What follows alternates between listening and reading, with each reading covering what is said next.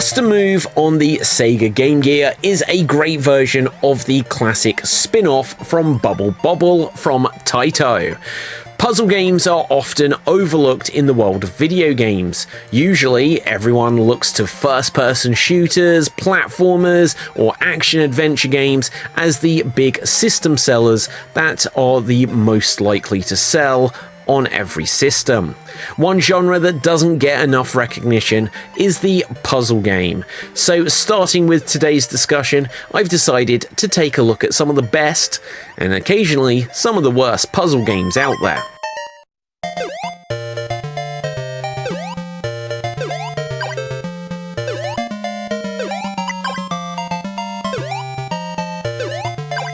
The obvious choice to start this with would be Tetris, but instead, I've gone for the game that first got me addicted to puzzle games, and that is Bust a Move.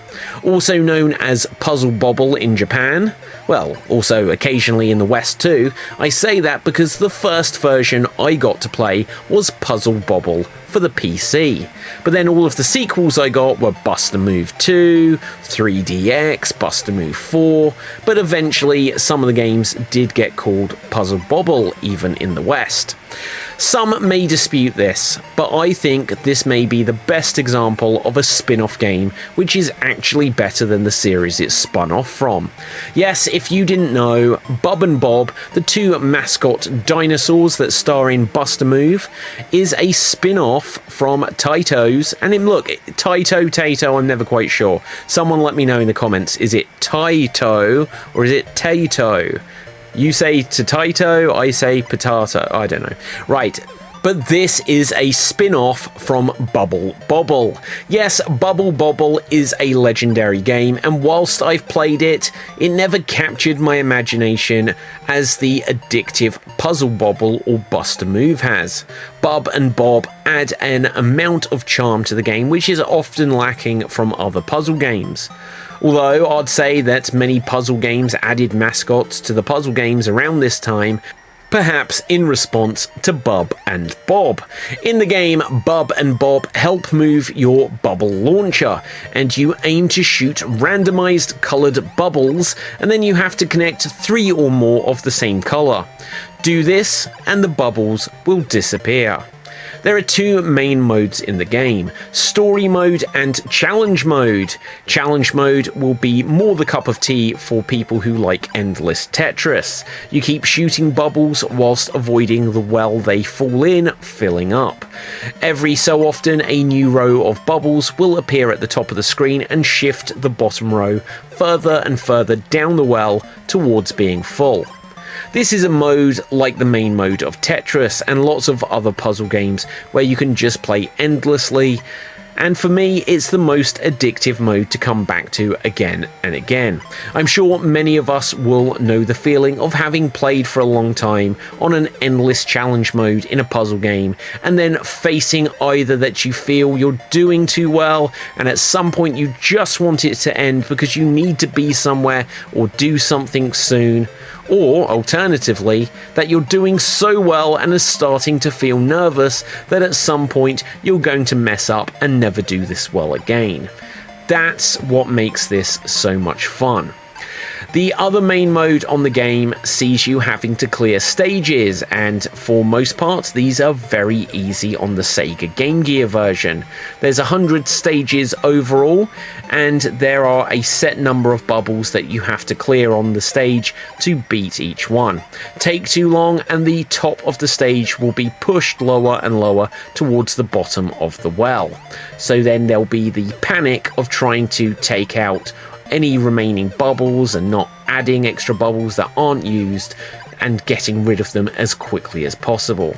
Now, there is something about this game where it's the combination of having to time your shot like in snooker or archery, combined with the manicness of trying to do it as fast as possible that makes it such a compelling game to play.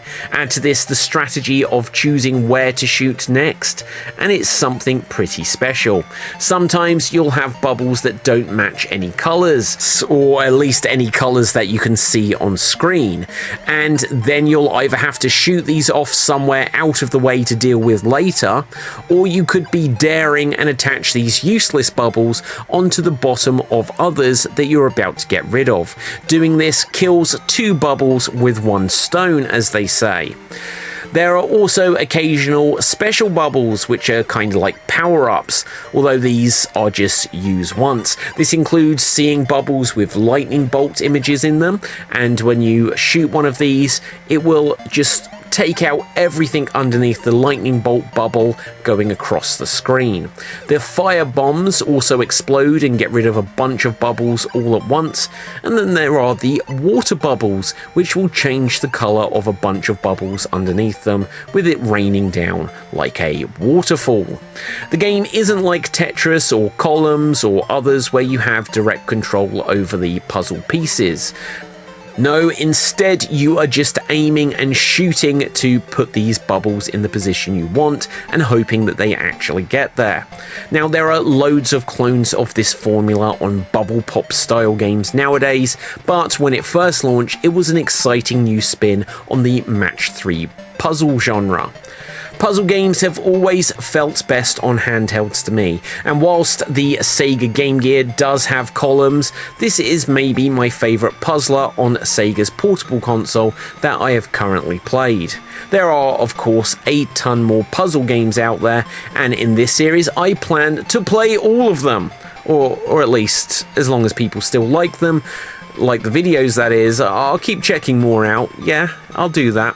There are definitely more games from Bub and Bob that I will be covering, as there are plenty of different bust-a-move/puzzle bobble games that have been released over the years. And they are definitely some of my favourites, so look out for some more adventures from Bub and Bob and other characters in the not too distant future. It'll also be interesting to see how later entries in the Bust-a-Move series have evolved the games with new ideas and new modes. But when it all boils down to it, it's that endless marathon mode that will always keep you coming back to this game.